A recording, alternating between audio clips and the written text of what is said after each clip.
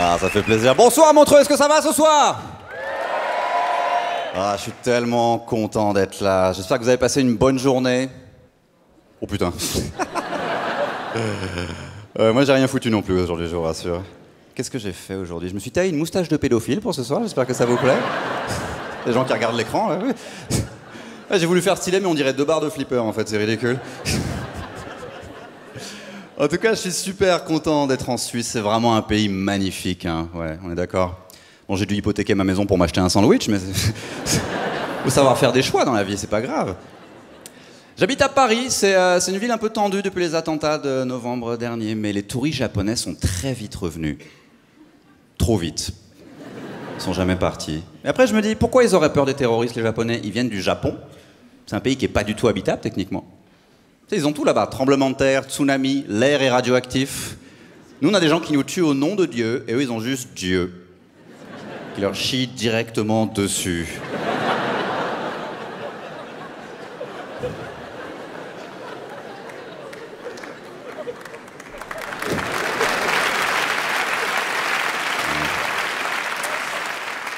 Il y a de plus en plus de militaires maintenant dans les transports en commun à Paris, de plus en plus de soldats, et tu es censé te sentir en sécurité, mais ça ne marche pas. Pourquoi? Parce qu'ils ont tous 19 ans. C'est pas possible. C'est des ados avec des guns. Ils protègent la France, le reste du temps, ils écoutent Maître Gims. Moi, j'ai peur que s'il se passe un truc, au lieu de nous protéger, ils postent la story sur Snapchat. Et qu'après, ils se prennent en selfie avec les survivants, genre... #hero. C'est peut-être un peu intime d'admettre ça en tout début de passage comme ça, mais le lendemain des attentats du 13 novembre, le 14, il y a une fille que je draguais depuis 1 mois sur Facebook qui m'a envoyé un message pour me dire « J'ai pas envie de dormir toute seule ce soir. Ouais. » Et du coup, elle est venue chez moi et on a passé la soirée ensemble. Voilà. Et depuis, je dois vivre avec l'idée que j'ai pécho grâce à Daesh. C'est pas terrible pour l'ego. Hein. Ça veut dire que pour arriver à mes fins, il me faut un deuil national, en gros. On s'est jamais revus, c'était cool, mais c'était trop bizarre comme début d'histoire. Tu sais, t'imagines, on reste ensemble, elle tombe enceinte, qu'est-ce qu'on dit aux gens après? Tu sais, Daesh, c'est pas que des morts, c'est aussi des naissances. Ah, mon Dieu. Ah, maintenant, Trump a gagné, c'est chiant.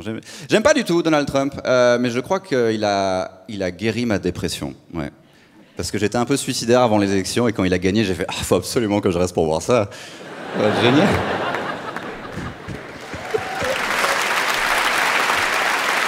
Premier rang pour la fin du monde, ça va être génial. Au fait, ma grand-mère était vraiment paniquée après les attentats de novembre. Elle m'appelait tout le temps et tout. Et je trouve ça bizarre parce que ma grand-mère, elle dit tout le temps « Ah, ce qu'il vous faudrait, c'est une bonne guerre. » Et dès qu'il y a un attentat, elle m'appelle genre « Cache-toi dans ta baignoire, mets des couvertures sur toi, faudrait savoir. » Si elle était cohérente, elle m'appellerait genre « Alors, ça fait quoi? Tu sens la peur sous ta peau ?» Ma grand-mère est très très très raciste. On peut en parler ou pas? C'est un vrai tabou, hein, les grand-mères racistes. Hein. Ouais. Et c'est bizarre parce qu'elles le sont toutes, donc à un moment il va falloir en parler quand même. La mienne, il n'y a pas longtemps, elle a vu Qu'est-ce qu'on a fait au bon Dieu? Vous voyez ce que c'est comme film? Ouais. Christian Clavier joue un père, Cato, toutes ses filles épousent un mec d'une origine différente. Il m'a dit « Ah, c'est super, hein, tu sais que ça peut arriver en vrai. » Ouais, c'est la science-fiction en fait. Elle a vu Star Wars. Elle dit beaucoup de trucs racistes à voix haute quand on se balade ensemble dans la rue. Et j'en ai marre. Parce qu'un jour je vais me faire défoncer la gueule, quoi. C'est ça qui va se passer. Elle parle de plus en plus fort parce qu'elle perd un peu l'audition. Bon. Du coup, elle pense que plus personne n'entend rien. Et elle pointe les gens du doigt comme c'était un DVD. Tiens, regardez ça. Et les trucs qu'elle dit, mais je vais me faire défoncer, quoi.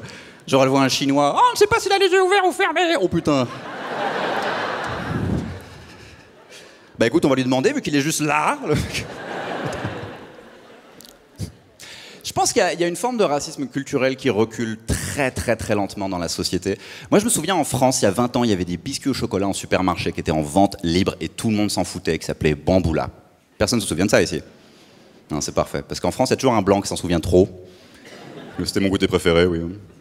On mettait nos cagoules pointues, on allait jouer dans les bois, c'était super. Mais même en France, il y a plein de salles comme ça qui font « Non, on s'en souvient pas ». Et je me dis « Putain, est-ce que j'ai grandi dans un monde parallèle de fachos où c'est ma grand-mère qui a dessiné la boîte au feu ?»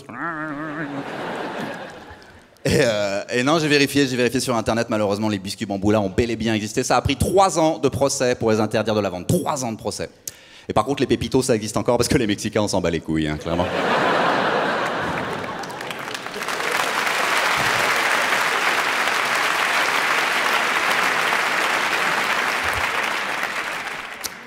Je pense que nous les Blancs... Non, je sais que c'est bizarre comme début de phrase. Je voudrais pas avoir des skinheads à mon prochain spectacle, genre t'as trop raison. Non. Je trouve que nous les Blancs, on est trop condescendants quand on voyage à l'étranger. C'est surtout quand tu vas dans des pays pauvres. Tu t'arrives là-bas, tu prends des photos, tu te douches avec toute l'eau potable du pays. Et après tu rentres chez toi, genre franchement c'était une expérience incroyable, ça remet trop les pieds sur terre, quoi. Tu te rends compte, ils ont encore des téléphones à clapet et ils gardent le sourire. Je sais pas comment ils font. Ouais, ma mère, par exemple, est très comme ça, très condescendante quand elle voyage. Mais vous savez quoi, ce soir, je vais rien dire de méchant sur ma mère, parce que ma mère, elle est très fière de moi. Parfois. Parfois, elle est un peu moins. Comme la fois où je lui ai envoyé une photo de mes boules par texto, ça lui a pas plu du tout, ça. Non, c'est pas elle.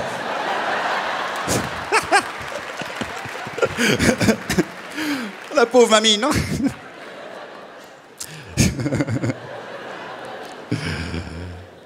Non, ma mère est un peu moins âgée, malheureusement. Enfin, bref. J'ai envoyé une photo de mes boules à ma mère. Je sens votre jugement, mais c'est pas bizarre. Elle est docteur. Ok. Et un jour, je prenais ma douche et j'ai découvert un truc un peu suspicieux dans cette zone-là. Et j'ai demandé à Internet ce que c'était. Et Internet m'a dit « Ah, tu vas mourir ». Du coup, j'ai appelé ma mère à 23h en panique, genre « Allô maman, j'ai un cancer des testicules, je suis trop dans la merde. C'est comme Lance Armstrong, mais je fais pas de vélo, qu'est-ce que je vais faire ?» Et j'ai entendu sa voix au téléphone faire... Et j'ai senti dans ce soupir toute la déception d'une mère, genre putain, j'ai vraiment enfanté un dégénéré, quoi. J'aurais pas dû boire pendant la grossesse, c'était pas une bonne idée. Elle me fait... Envoie-moi une photo. Première fois qu'on me demande ça de ma vie. Et c'est ma mère, donc c'est un peu triste, mais... Du coup, j'ai pris une photo de mes boules, parce que j'ai toujours obéi ma mère. J'ai pris une photo de mes boules, ce qui en 2016 est assez simple, hein, on est d'accord? Tu sais, il y a 20 ans, il fallait acheter un Kodak. Et faire développer les photos par un gars. Avec des lunettes de pervers et un tablier qui te faisait « Excellent travail, mais... »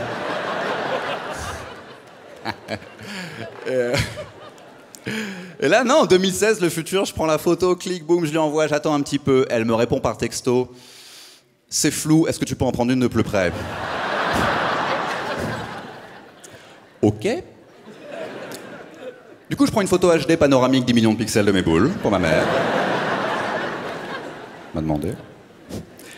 Je lui envoie, j'attends un petit peu, et elle me répond par texto. Ok. Je sais pas ce que c'est. Du coup, je l'ai envoyé à des amis médecins, j'attends leur réponse. Je pensais que c'était entre elle et moi. Si j'avais su, j'aurais mis un coup de peigne, un peu de fond de teint, quelque chose.